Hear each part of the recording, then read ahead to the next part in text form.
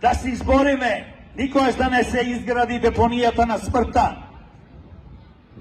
Владата треба да разбеди со премиером Мицко дека не може во Битола да гради депонија каде што 18 општини ќе носат ѓубре. Доста не беше труење. 50 години од рек Битола.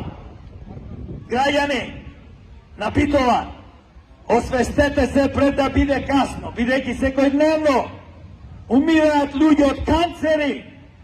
Битола е број 1 град во Македонија по број на жители што добиваат канцер.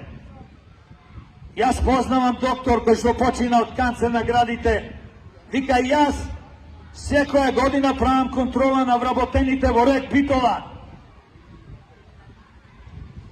Нивните гради ги проверувам да видам да не имаат тумори или канцери. Јаден доктор ни замина на 60 и нешто години. Знаете колку луѓе умираат во Битола, во Битолската болница и во Прилеп?